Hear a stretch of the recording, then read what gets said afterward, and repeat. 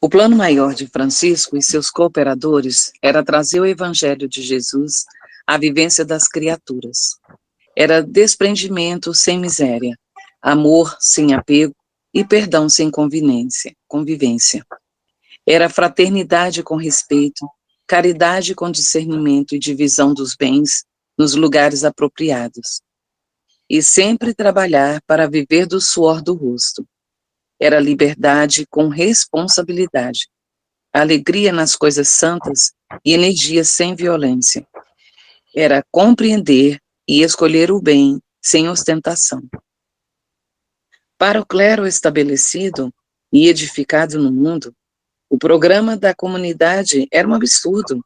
Ninguém poderia viver daquela forma. No entanto, nem todo o clero era contra. Alguns cardeais, bispos e padres encontravam nos planos de Francisco de Assis a salvação para a Igreja Católica Apostólica Romana, exertada em sua doutrina de preceitos altamente espirituais, de preceitos humanos e transitórios. Não nos compete julgamento algum no que tange a vida da religião que tanto respeitamos. Falamos apenas da parte que os homens deveriam fazer e que não fizeram. Plasmaram as suas deficiências, redobrando assim o trabalho dos espíritos superiores na vigilância do tesouro de Cristo. Sendo preciso que muitos deles, de esferas altamente elevadas, renunciassem ao mundo em que estavam vivendo para descer à terra e se manifestar como homens, restabelecendo todas as coisas. Os de visão curta acharam e acham improfícuas as vidas desses grandes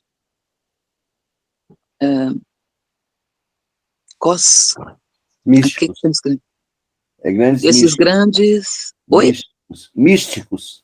místicos e elevados santos, cujas luzes brilham cada vez mais. Ao passar tempos, elas estão mais atualizadas, possam estar estabilizadas na verdade. Francisco, de que há 800 anos se revestiu no mundo com as formas de um corpo humano, nunca deixou de se manifestar a toda a humanidade. Seus exemplos de fé, de devotamento, de renúncia, de amor, de caridade, de perdão e de paz. Agora, pela maturidade das próprias criaturas, está sendo a época em que mais se fala nele. Nada se perde. Essa é uma verdade. Tudo se transforma para o bem da coletividade. Não temos a pretensão de mostrar a vida desse santo em todos os seus aspectos missionários. Para tanto, teríamos de escrever centenas de livros.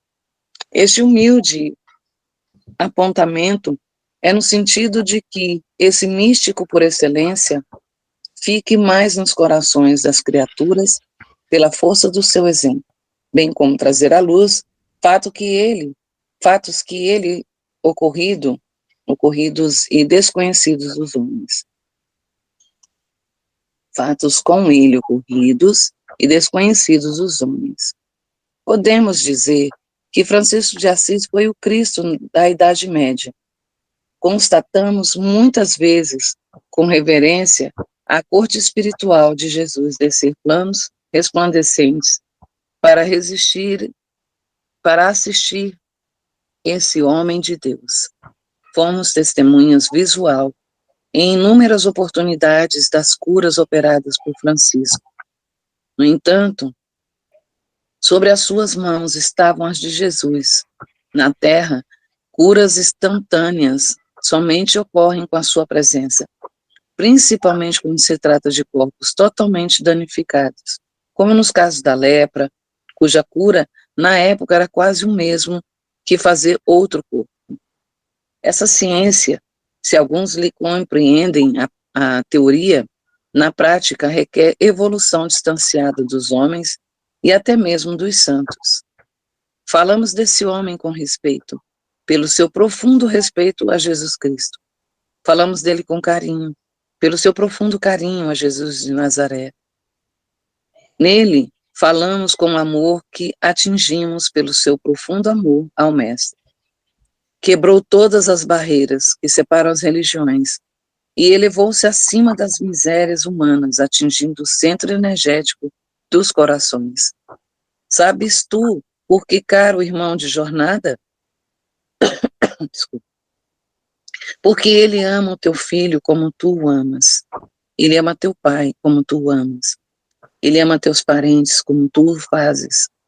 Ele ama teus amigos, os doentes de todas as classes e os presos de todas as espécies. Ele ama os animais de todos os reinos e a ti, que está lendo com todo carinho, porque ele é amor, em forma de luz, beijando a terra em que resides. A religião de Francisco de Assis é o amor, por ser ele um cidadão universal, na influência de Deus e nas mãos de Cristo. Como em tudo é indispensável preparo, o filho de Bernardone lembrou-se logo de conscientizar os companheiros da doutrina que haveriam de pregar que a sua comunidade não poderia ficar somente num lugar, nem juntos os companheiros de lutas. Assim como nas guerras, os soldados não devem ficar todos juntos nas guerras de ideias e na revolução que abraçam.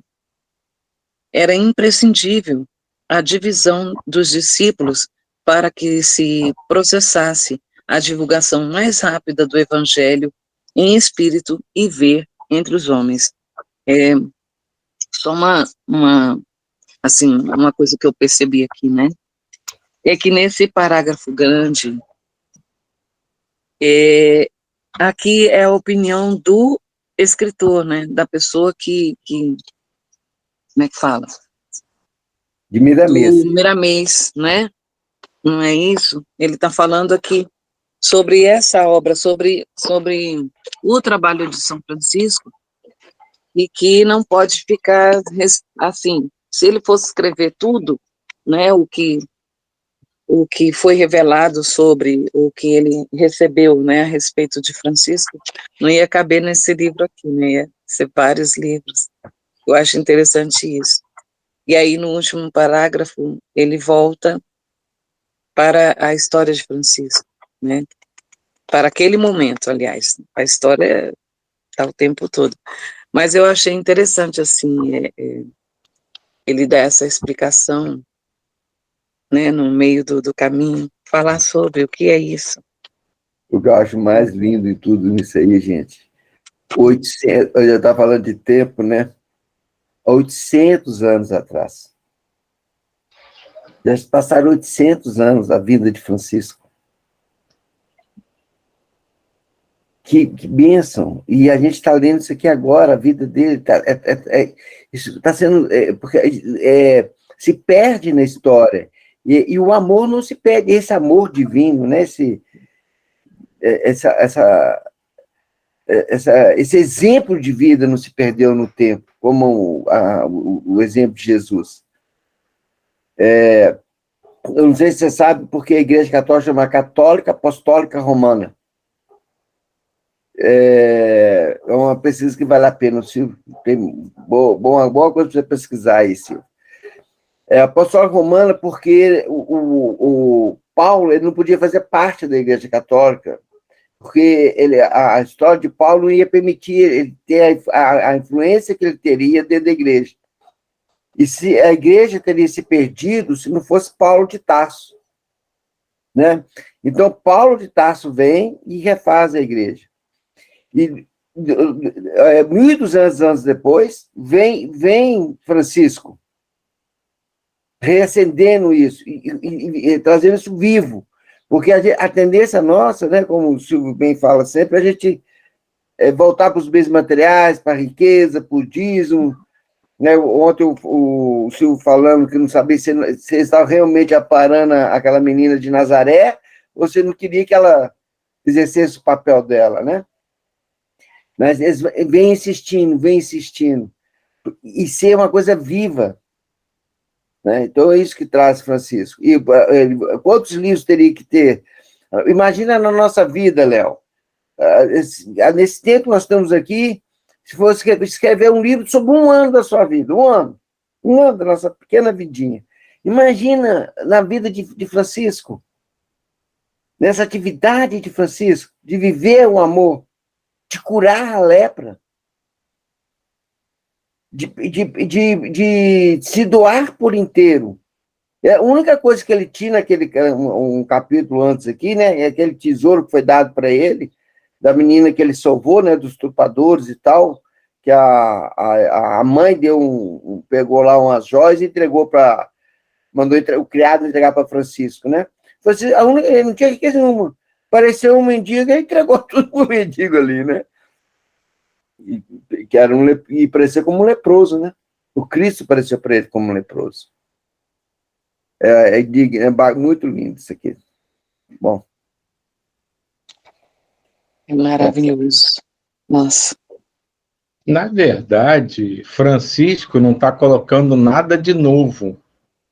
O que ele está aqui relembrando é o que Jesus já fez 1.200 anos antes dele, e a gente está se prendendo a livros ligados ao Espiritismo, que tem pouco mais de 100 anos, mas se a gente for pegar textos muito mais antigos, chineses, hindus, com mais de 5.000 anos, que já dizem exatamente a mesma coisa.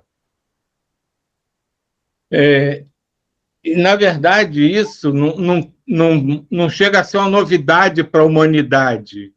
Ela só tem dificuldade de colocar em prática. Mas isso não começou com Francisco, não começou com Jesus, não começou com esses sábios muito antigos do Oriente. Isso começou quando a Terra foi formada. E, a partir daí, eles começaram a ir inseminando esses ensinamentos. Né? O que Francisco prega é muito parecido com a teoria da anarquia consciente. Cada um pode fazer o que quer, mas você tem que saber que aquilo que você faz, como aquilo impacta em você e ao seu redor. É muito, muito parecido com a descrição do sistema de anarquia consciente. Então, na verdade, os sábios hindus, chineses, e antes deles devem ter tido outros que não tinham como registrar os ensinamentos e a gente não teve acesso, não teve nem conhecimento. Isso vem sendo mostrado. Vocês estão aqui para isso. Vocês estão aqui para isso. E a gente vai. Lá na famosa espiral, né? A gente vai, desce, vai subindo. Vai, desce. E a coisa vai insidiosa, vai passo a passo. É tudo como se diz baby steps, né? Passinhos de bebê. Mas isso começou quando a Terra foi criada, quando os nossos espíritos receberam a graça da chama divina e começaram a habitar esse orbe. Quantos 1000 anos a gente transita por aqui, indo e vindo? Talvez a gente saiba mais para frente. Encarnado, com certeza, a gente não tem ideia. Mas tudo é aprendizado, é a eterna escola que a gente participa sem perceber. E às vezes a gente acha que já andou muito, às vezes a gente acha que voltou para trás, e assim vai. E as coisas se repetem por quê? Porque não vai todo mundo no mesmo ritmo. Cada um segue o seu ritmo, a sua velocidade, então você precisa reexplicar. Quem é professor aqui, a gente tem vários aqui, sabe muito bem isso. Não se explica uma vez só. Tem sempre um que entende, o outro entende mais ou menos, o outro que não entendeu. Então, os professores vão e repetem a lição. E repetem a lição. Isso nem é um grande mérito do professor, nem um problema dos alunos. Faz parte do caminho evolutivo de todo mundo.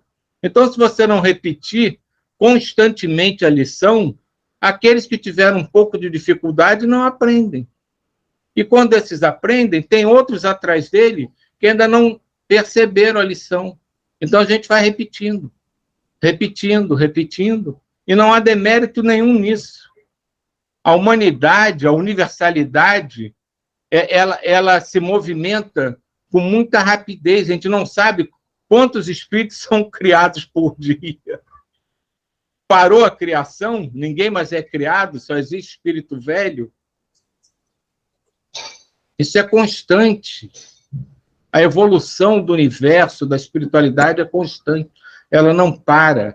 Então, quando a gente tiver reencarnado daqui a 3, 4 reencarnações, provavelmente a gente vai estar pegando um livro falando exatamente das mesmas coisas, a gente vai dizer, nossa, há não sei quantos mil anos já tinha um livro que falava isso. E nego não aprendeu nada. Talvez a gente tenha aprendido um pouquinho, mas tem outros atrás da gente que ainda não compreenderam tudo. Então, eles precisam receber a lição de novo. E assim vai. Opa. Eu queria ver, eu anotei até aqui, mas fiquei doidinho com a sua explicação. Silvio, você é demais, viu? O que é uma anarquia consciente, eu achei tão interessante, aí eu vou procurar, porque eu achei um tópico bem bacana, que é exatamente isso, né? E é sempre uma anarquia, porque... E é consciente, o que é pior. Eu vou procurar saber, entender isso, porque eu achei muito interessante. Não conhecia esse termo. Vamos lá. Nesse texto do Francisco, uma parte, né, que me tocou, aliás, teve algumas partes que me tocaram. Uma foi quando ele falou, né, que não daria para escrever seriam livros e livros para contar toda a vida do Francisco. Aí, enfim, pensa assim, né, mas né, se fosse pensar assim na vida, como é que seria? Será que não daria?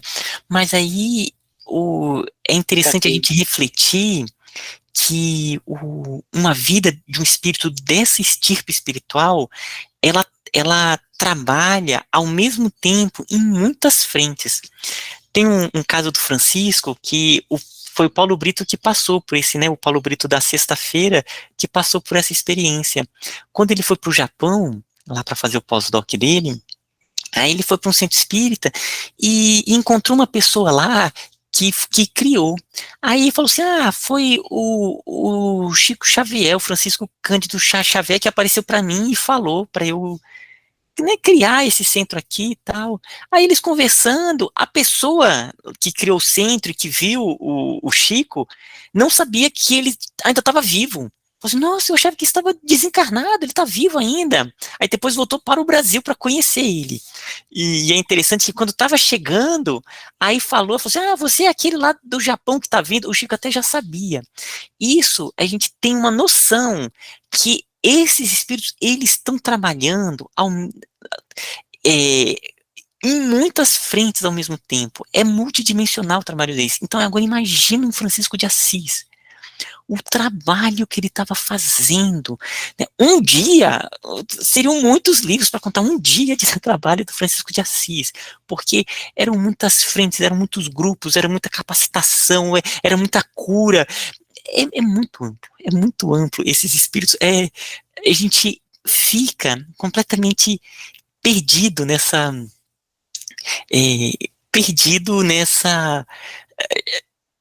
na grandiosidade desse trabalho, sabe? Então esse é um primeiro ponto. E outro ponto que também me tocou, que foi, tá até aqui, né, que eu tô com ele aberto, quando ele fala aqui, né, que o Miramês fala que eles foram testemunhas visual, né, fomos testemunha visual das curas operadas por Francisco, né, então, mostrando ali que Miramês teve ali junto, né, não sei se encarnado ou não, mas ele coloca aqui, nas curas operadas por Francisco, no entanto, sobre as suas mãos estavam a de Jesus. Na terra, curas instantâneas somente ocorrem por sua presença, principalmente quando se trata de corpos totalmente danificados. Aí ele coloca aqui, essa ciência que alguns lhe compreendem a teoria, na prática requer evolução dos homens e até mesmo dos santos. Então, ele mostra que é esse trabalho, que é, no fim das contas, o trabalho de canalização, que a gente está nos pódromos dos passinhos, assim, que vão ser desenvolvidos por reencarnações aí, ainda bastante, que é esse aspecto de sermos instrumentos de energias crísticas do próprio Cristo no processo de cura. Então, esse trabalho nosso de radiação, onde a gente procura se ligar naqueles planos mais sublimes e sermos canais, né, tocando ali o que há de mais puro nos seres, despertando esse Cristo interno, é por intermédio do Cristo, é por intermédio dessa luz divina que vem e procede isso, né, Lu? Então é isso que eu queria compartilhar aqui. Só colocar uma coisinha, né? A gente se deslumbra, né, com essa coisa, né? Não pode ser colocado em quantos livros. Então, eu gostaria que cada um pensasse, se fosse contar a sua existência, quantos livros teria? Será que seria muito menos do que Francisco? Ou seria muito mais? Só que não contendo tantos fatos assim que fossem mexer com a emoção dos outros. Talvez as nossas histórias contassem situações que mexeriam com outros tipos de sentimentos. Mas o volume de livros da nossa história também provavelmente é imenso, incontável. Nós só precisamos melhorar a nossa história. Eu acho que é tal ponto, é a qualidade dessa informação, né? Claro que todos nós, questão de quantidade de volumes, dá para ser livros e livros. Acaba que a gente vai percebendo o acima, porque é um farol para nossa caminhada, né? Esse é todo o ponto. Então, o Silvio falou que de tempos e tempos, né? Desde tempos imemoriais tem esses seres, mas eles são como faróis, né? Então, a qualidade, o teor é que é o ponto que eu chamaria, e realmente os nossos livros serviriam, né, para outro, e sempre, porque um é professor e outro é estudante, né, nesse processo. Agora, rapidinho, para não cortar, essa coisa, eu lembrei de um texto que eu li, dizendo que a origem dos faróis é isso que você falou. São coisas que, no meio do nada, iluminam para que os outros possam ter onde chegar, que a ideia inicial se baseava nisso, nesses grandes seres que vieram para iluminar a humanidade e servir como porto, né, para eles se dirigirem. Daí teria surgido a ideia do farol para os navios saberem aonde se localizar. Vocês falando assim, eu sempre venho a ideia da escola. E vocês passaram, né? O Ismael passou pela escola, o Silvio também, que era por essa escola. E é como se, para mim, assim, é como se fosse uma grande sala de aula. E que, sim, somos todos os alunos, e esses seres são os professores, né? São aquelas figuras que nos encantam. Alguns se encantam com Francisco, outros se encantam, né? A gente sempre tem um professor que é aquele que nos eleva, né, que nos faz assim, nossa, esse foi o professor da minha vida e tudo, e parece sempre que, assim, a coisa mais bacana que eu acho é que, tanto no micro quanto no macro, a gente pode tirar essa experiência, né, é como se Deus tivesse colocado tudo e mostrado assim, se vocês olharem lá no pequenininho, é também no grande. Então, assim, o exemplo, tudo é um grande ensinamento, pode ser um grande ensinamento e pode mostrar. Ontem o Ismael falava da conexão, né? Hoje, a gente com a internet consegue entender conexão, né? Essas conexões rápidas que a gente faz hoje em dia, abrir, tá aqui conversando com gente que está em Recife, no Rio, em Brasília. Alguns anos atrás era uma coisa que a gente não entendia. Hoje a gente já materializa isso, né? E a gente já tem essa... E aí, essa materialização faz a gente também compreender essa possibilidade de conexões e trabalhos espirituais, porque aí já está mais próximo da gente, que talvez lá atrás, algum tempo atrás, era mais difícil. Então, é como se a sala de aula tivesse tendo toda essa né, os aprendizados acontecendo, e a gente não para, e é muito bacana. Quando eu fui começar essa coisa de computador, entender, aí o cara começou lá no comecinho, como é que foi inventado e tudo, eu virava e falava assim, gente, mas isso é o cérebro humano, alguém parou, olhou lá o cérebro, como funcionava, e colocou para funcionar igual, olha que bacana. Então é tudo tão bonito, porque tudo tem possibilidade. Deus deu toda essa possibilidade para a gente, do menininho, da gente olhando lá na graminha no espaço sideral, e do lado a gente pode aprender. E a gente sempre vai ter um professor fantástico também. Ele vai deixar aí os livros e professores fantásticos para a gente, se a gente quiser, né, aprender e olhar. Sim. Mas antes de finalizar agora, vamos voltar, dando continuidade ao que o Ismael estava lendo, só no final, quebrou todas as barreiras que separam as religiões e elevou-se acima das misérias humanas. Olha isso aqui, gente, atingindo o centro energético dos corações. Atingindo o centro energético dos corações. Olha a dica que está dando para a gente trabalhar aqui. O amor é o centro energético dos corações.